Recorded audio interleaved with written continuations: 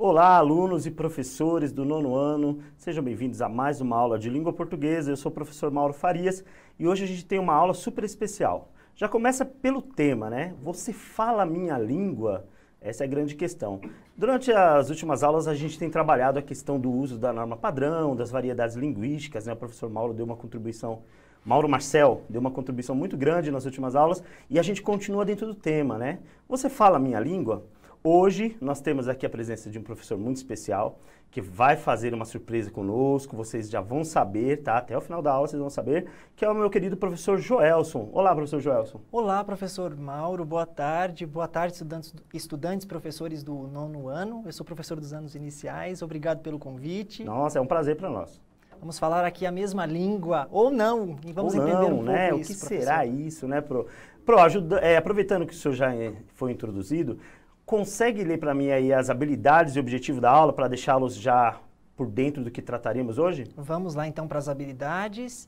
EF 69LP55. Reconhecer em textos de diferentes gêneros as variedades da língua falada, o conceito de norma padrão e o de preconceito linguístico. EF 69LP56. Fazer uso consciente e reflexivo da norma padrão em situações de fala e escrita em textos de diferentes gêneros, levando em consideração o contexto, situação de produção.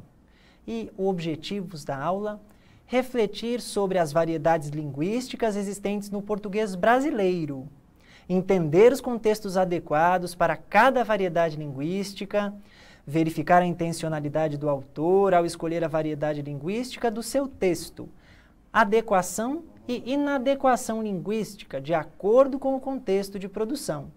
E entender o uso das variedades na produção dos textos literários. Muito bem, obrigado, professor. Então você vê que aí há um leque muito grande de possibilidades de discussão que a gente terá na aula hoje. É óbvio que a aula foi preparada, já está aí dimensionada nos slides, mas a participação de vocês é que vai enriquecer e fazer com que essa aula se transforme. Então vamos começar a aula de hoje verificando então os conteúdos que nós iremos tratar.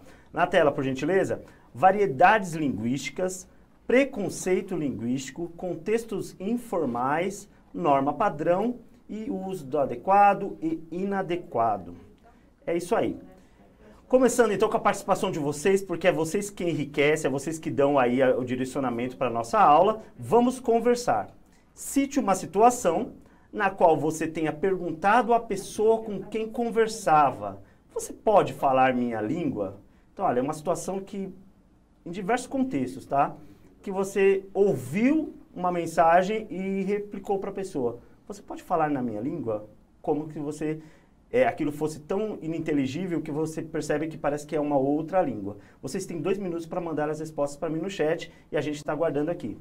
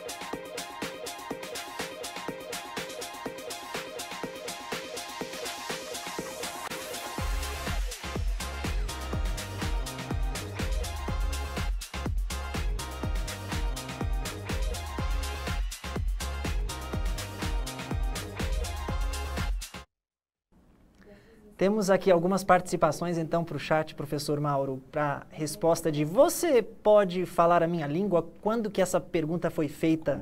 Em que situação? A professora Patrícia escreveu aqui. Alunos do La Torre dizem isso nas aulas de inglês e de matemática. Muito justo, muito justo. Quando a professor Petronilo disse quando tem que lidar com alunos estrangeiros. Pensam nessa também, situação. Né? Verdade, mas nesse caso é bem específico, né? E é denotativo aí, né? Você pode falar minha língua no sentido de que meu idioma não é o seu. Isso, a Pro Gisele apontou assim que quando não entende nada do que a pessoa está falando. Foi a aluna Maria Alice que apontou. Sim, aí tem que ver qual é a situação, mas é bem comum acontecer isso, né? Não estou entendendo nada do que a pessoa está falando, você pode falar minha língua. Mas em que contexto, né? O que está sendo dito? Por exemplo, estamos falando com alguém que é da área jurídica, né?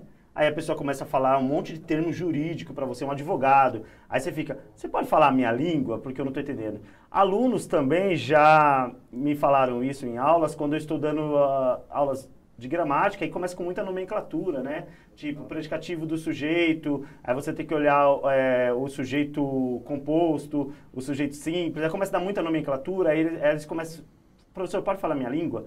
No sentido de que eles não estão acompanhando a questão da nomenclatura. Então, essa ideia de pode falar minha língua, geralmente ela recai, essa pergunta, ela recai quando você se vê numa interlocução, numa mensagem, em que a mensagem que o seu interlocutor está te passando não corresponde àquilo que o seu universo de entendimento, né, professor? Sim. Então, aí você está conversando e a pessoa começa a falar para você com ou uma linguagem técnica, ou uma linguagem que não faz parte do seu campo de conhecimento, aí, de repente, você percebe o quê? Ele não está falando a minha língua. Ou aquele famoso, está falando grego, né? Está falando um outro idioma que não seja muito comum, né, professor? Exatamente. Eu acho que o que pode exemplificar isso que você está falando, professor Mauro, é o comentário aqui do aluno Kilian, que disse assim, aluno da professora Patrícia, o professor explica uma matéria de forma que eu não entendia, e eu pergunto isso para ele. Você pode falar minha língua?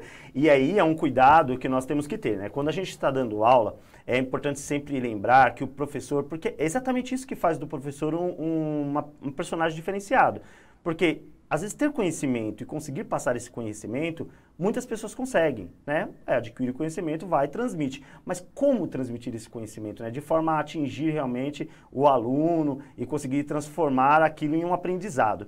Então, a linguagem, as formas, as didáticas, né? Elas são muito importantes nesse momento. Então, quando o aluno chega para você e fala, você não está falando a minha língua, ele quer dizer, de certa forma, que a forma, a didática, os procedimentos que você está usando na aula não está sendo suficiente para atingir o nível o aprendizado dele, não é isso, professor? Isso acontece muito comumente com a gente, né? Comigo, com o professor aqui, e a gente tem que ficar se adequando o tempo todo porque a linguagem acaba sendo insuficiente. Certamente foi isso que o aluno quis dizer. Foi isso que o aluno quis dizer, é o que dá para perceber, né? Então a gente vai começar a trabalhar então agora sobre uma questão que vai ajudar a entender esse processo, que é a nossa língua, como a gente tem falado durante as aulas da semana, ela não é uma língua estática, né?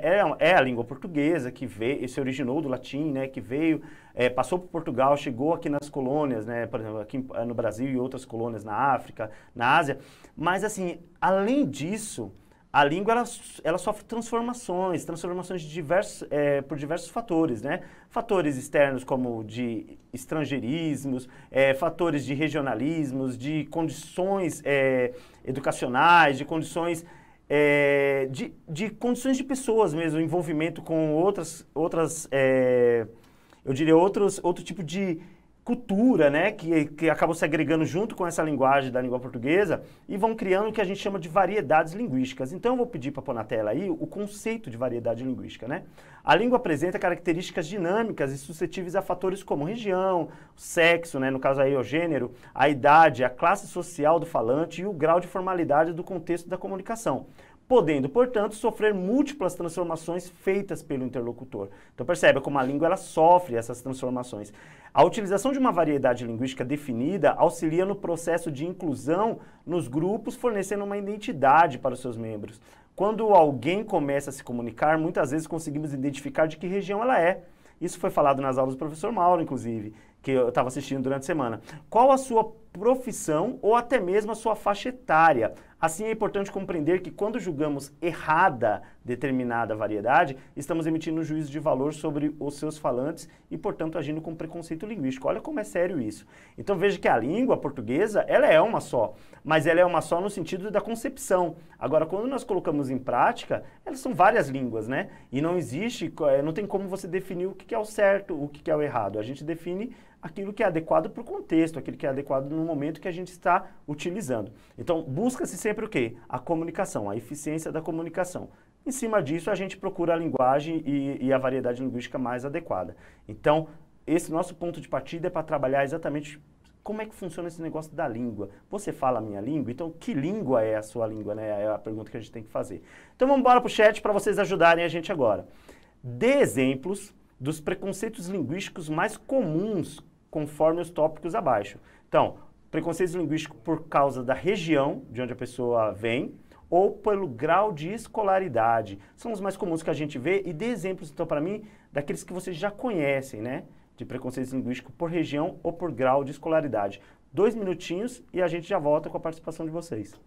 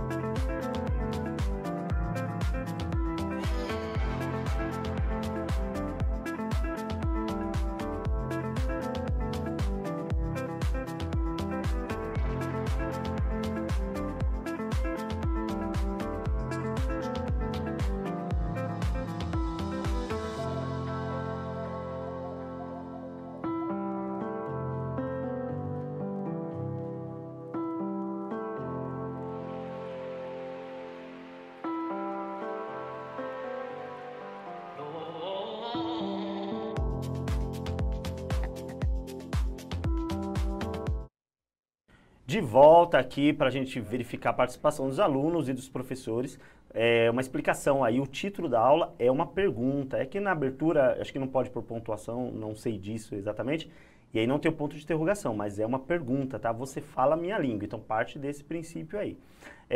O chat agora era para perguntar, para vocês darem exemplos de preconceitos linguísticos comuns nesses casos aí, por região de onde a pessoa mora ou de onde ela vem, ou por grau de escolaridade. Então, eu quero verificar com o professor aqui se alguns alunos ou professores já estão participando.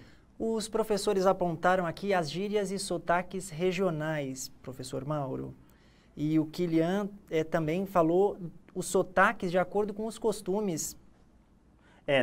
Pelo fato de região, os sotaques é bem comum, né? É bem comum falar dos sotaques e aí há um preconceito linguístico, sim, principalmente com os nordestinos, né? Com essa questão de, olha como ele fala, será que fala certo ou fala errado e tal. E aí é um preconceito, obviamente, porque já foi discutido muito isso, a gente sabe que não existe essa questão do certo ou errado, principalmente na questão de regionalismo, né? Porque quem pode dizer que esse aqui fala o correto baseado no quê, né? Então não existe aí uma forma de se basear para saber o que é correto. Nesse caso, a gente tem que verificar se há comunicação e por que essa variedade ocorre, né? Então, por regionalismo, o sotaque é muito comum. Alguém falou algo sobre grau de escolaridade? A professora Neuza apontou sobre desprezar aquele que não estudou, aquele que não tem um grau de escolaridade. Sim. E aí entra aquela questão, quando fala do grau de escolaridade, entra uma questão muito importante, que é a questão do quê? o certo e o errado no sentido da norma padrão. Porque a norma padrão é aquela convencionada, né, que se instituiu para ser usada nas escolas, nas instituições, nas empresas, né, nas universidades. E quando chega na questão do dia a dia, você não se apega à norma padrão, você tem as variedades que são típicas do coloquialismo, da informalidade. Então, é um preconceito linguístico quando você diz para o outro, você falou errado, você não sabe falar direito, né? Porque, na verdade, despreza-se os contextos informais, né, professor? Que são a maioria, né? Se você for analisar. Cabe uma empatia no ato da comunicação, penso, não é, professor? Professor Mauro, porque eu preciso tentar também entender o que a pessoa está querendo me dizer, porque ela está se comunicando comigo com o que ela é, com o que ela tem. Exatamente. E assim, os contextos informais, né, eles são a maioria no nosso dia a dia, né? Porque a gente conversa muito com os amigos, conversa muito com os familiares, a gente troca mensagens nas redes sociais, então assim, a maior parte do tempo a gente está dentro dos contextos informais. O contexto formal, que é aquele que a gente trata nas situações formais, que é conversar com o seu chefe na empresa, o diretor, o gerente, conversar com um juiz nos casos específicos, conversar com alguém que tem uma importância grande como o presidente ou com o papa, essas pessoas que você tem toda a cerimônia para poder ter um diálogo, aí sim, mas esses são muito raros. Então você percebe que a gente aprende a variedade padrão na escola, mas para ficar preparado para esses momentos, mas o coloquialismo é que faz parte de 90% do nosso dia a dia. Então, por que ter preconceitos linguísticos, né? Se a gente sabe, se a gente consegue entender se há comunicação. Então, é muito importante debater esse assunto. Próximo passo é trabalharmos sobre os contextos informais. Eu vou pedir para vocês porem na tela. É o seguinte, a gente tem um exemplo aí do que seria um tutorial, tá? E é um tutorial voltado para alunos que estão aí estudando para o vestibular, né? Então, vamos lá. O tutorial tem toda uma linguagem ali em cima, um texto que a gente vai pular, vamos direto para a mensagem. Dicas para dar um up nos estudos. Hoje é dia daquela matéria que ninguém entende. É uma pergunta, né? Hoje é dia daquela matéria que ninguém entende? Quer se dar bem? Confira as dicas. 19 de setembro de 2019, né? Aí quem fez o tutorial, Rosane de Paiva Felício, o texto, a redação e foto-divulgação, todo aquele trabalho que se faz quando se vai passar um texto jornalístico. Dia de estudar não é na véspera da prova. Se liga e se organize. Estude todos os dias para revisar o que foi visto na aula e vá além. Vai rolar aula de proporcionalidade na aula de matemática, amanhã. E você não tem a menor ideia do que é isso? Se joga nos livros antes da aula e já vai fazendo amizade com o conteúdo e se familiarizando com ele. E aí tem a foto de uma moça ali, né, com aquela aparência de estudante, de quem está na universidade. Muito bem. Presta atenção nessa mensagem aí, agora a gente vai entender a questão dos contextos informais. Os contextos informais, eles estão voltados exatamente para trabalhar, às vezes intencionalmente, com pessoas de um certo grupo específico, né? Por exemplo, jovens e adolescentes estudantes. Se a gente chegar para eles e ficar tratando com muita formalidade, para muitos não vai haver o entendimento e para outros talvez vai haver esse distanciamento para eles não se sentirem adequados ali a aquele tipo de linguagem, porque eles ficam muito próximos do coloquialismo. Então, a ideia de quem criou o tutorial tem um público específico. Tendo um público específico, ele vai usar a linguagem adequada, né, para esse público específico, que é o que eu quero que vocês me ajudem no próximo chat aqui, ó. Vamos praticar. Nesse mesmo tutorial, encontre marcas linguísticas que caracterizam o uso da linguagem coloquial no texto. Então, vocês vão dar uma pincelada aí nesse texto e olhar onde é que tem essas marcas linguísticas, ou seja, palavras que caracterizam o uso da linguagem coloquial. E aí eu dou 2 minutinhos e você já volta com a resposta.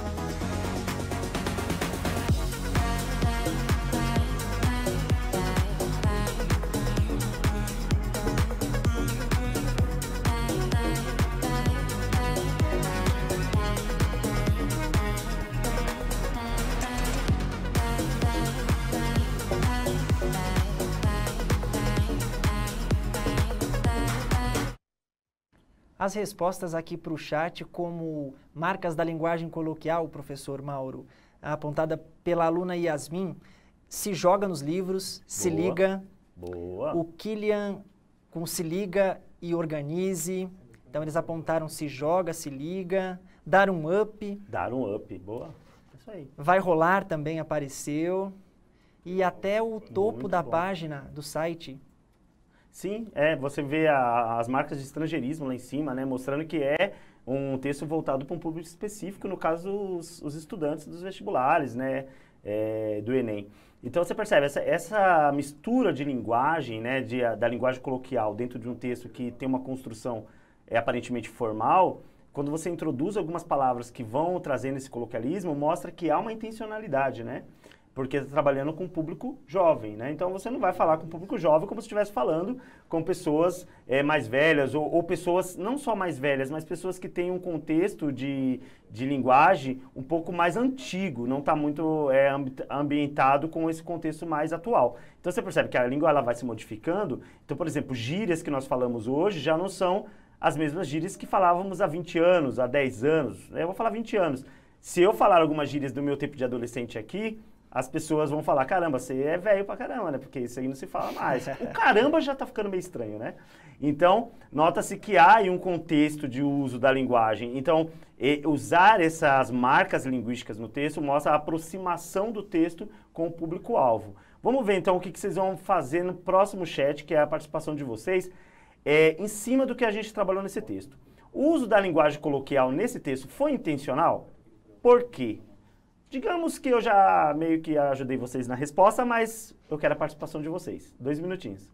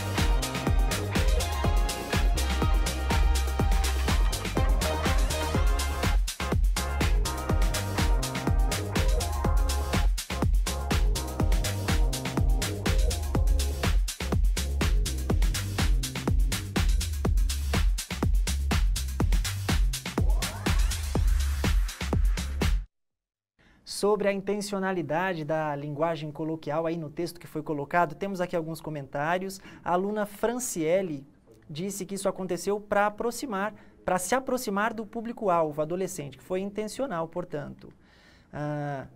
As marcas de intencionalidade foram propositais para se aproximar do público adolescente, disseram alguns professores, Boa. com essa mesma ideia, por se tratar um texto para jovens.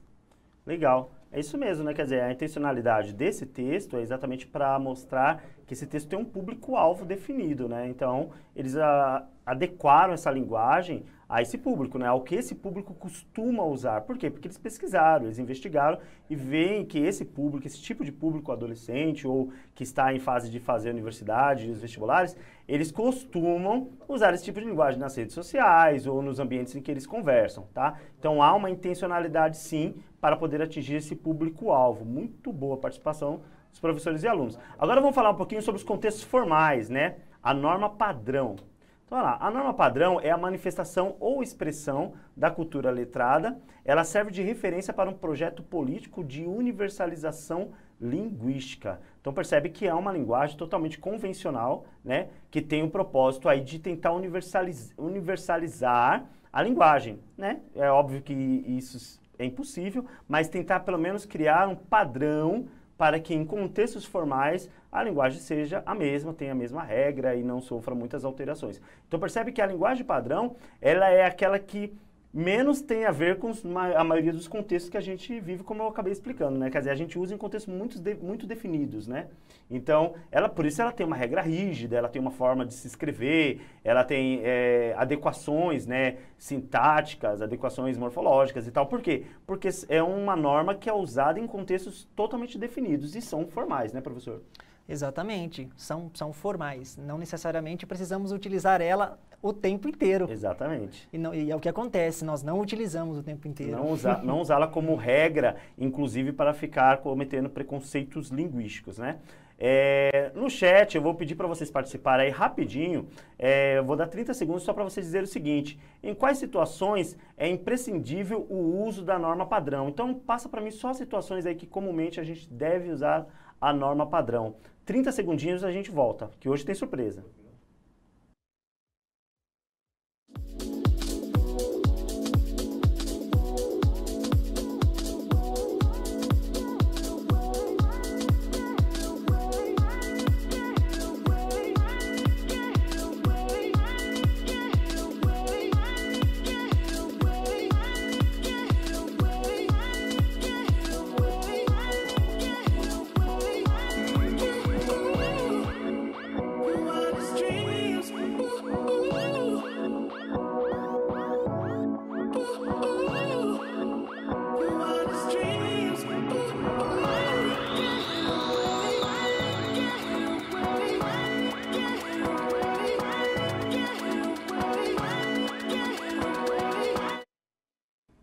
Para situações de uso da norma padrão, apareceram aqui alguns comentários em cartas e entrevistas de jornalismo, alguns professores apontaram, em entrevista de emprego, a professora Neuza apontou, e apareceu aqui novamente entrevista de emprego, aulas, exposições, seminários, os professores apontaram.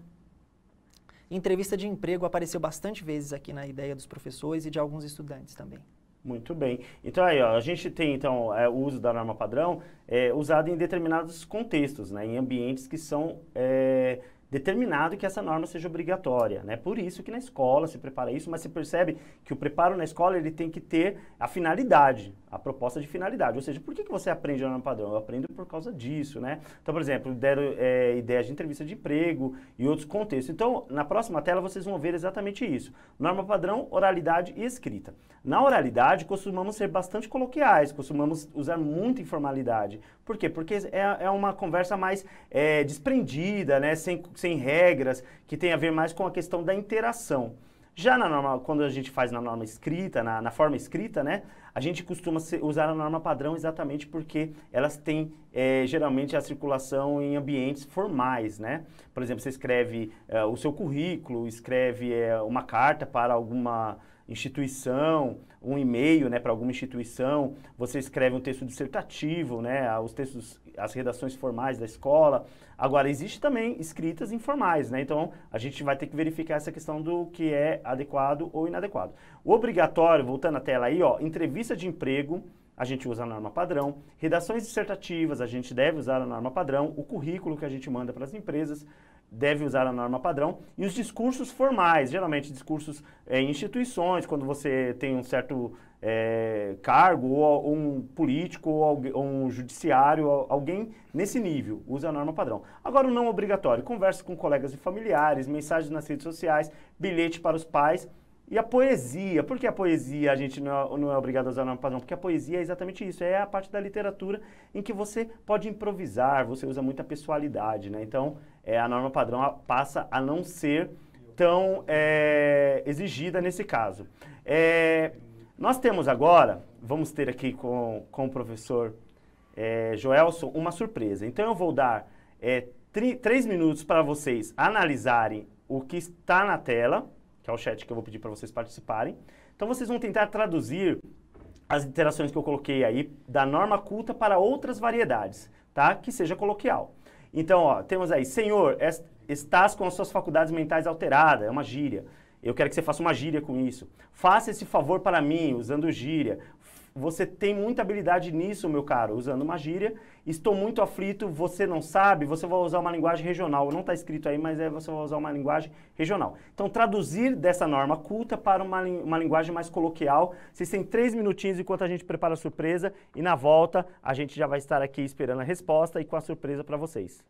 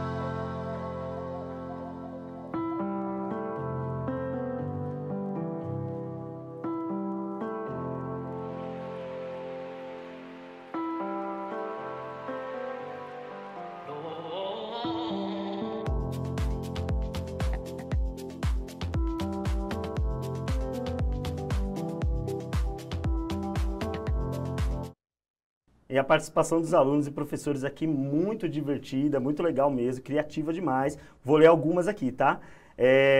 Aluna Tayana dizendo, o mano endoidou. Aluna Yasmin dizendo o seguinte, helpa nós, cê tá louco, cê é louco, tu é bom. Tem mais, aluna Franciele, mano, você tá doida das ideias. Vamos ver mais aqui, aluna Luna, você manja nisso, né, meu amigo? A Pro Cleo, desculpa se eu errei, tá? Diz o seguinte, estou boladão, você nem sabe. Luna de novo, participando bastante. Estou muito na bad, sabe? Então vamos aqui só antecipar a resposta, porque temos a surpresa e falta pouco tempo, né? Resposta na tela aqui é uma sugestão, tá? Então, véi, você tá louco? Tipo, seria a da primeira. Quebra essa pra mim. Você desenrola, mano. Tô avexado, não sabe? Seria aí algumas possibilidades, mas as possibilidades que vocês mandaram são ótimas também. Então, agora a gente vai para o momento surpresa. O professor Joelson compôs para a gente aqui um cordel e ele vai musicá-lo para a gente poder ouvir aqui. Então, vai ser aquela surpresa agradável de nós vermos como a variante linguística pode ser usada nos textos literários, com a participação musical do professor Joelson. E eu quero que vocês avaliem aí enquanto a gente está passando na tela.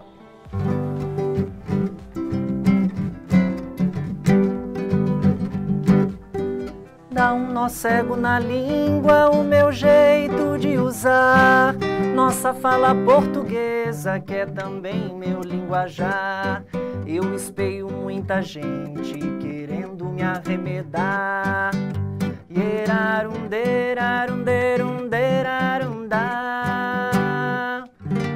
Minha fala o que é que tem com tanto pra se estudar. Eu só falo que matuto, é meu jeito de mostrar o que trago no meu peito e a maneira de expressar.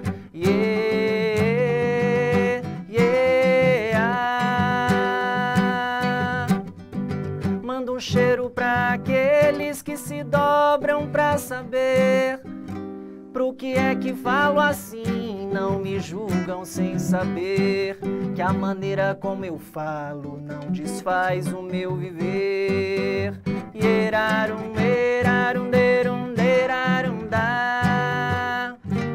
Meus versos cabe o sertão, tem cheiro de terra moiada, fulô de mandacaru, cabra no cabo da enxada, tem noite enluarada, tem língua em nó amarrada, tem língua em nó amarrada, tem língua em nó amarrada, tem língua em nó amarrada, língua em nó amarrada. Sensacional, muito bom mesmo. Olha só, a participação do professor Joelson, ela foi maravilhosa nessa aula, porque esse texto era exatamente para exemplificar como é que funciona essas variedades regionais, né, na poesia, na literatura. Então, fechou com chave de ouro. Obrigado, professor, pela participação. Foi riquíssima a sua participação. E essa letra e música aí, ó, direitos autorais dele, então procurem ele quando quiser gravar, hein, porque ficou ótima, é o artista do CMSP. Um abraço para todos, obrigado pela participação no chat, avaliem a nossa aula e estaremos juntos de novo na terça-feira. Um grande abraço, tchau, tchau. Tchau, gente.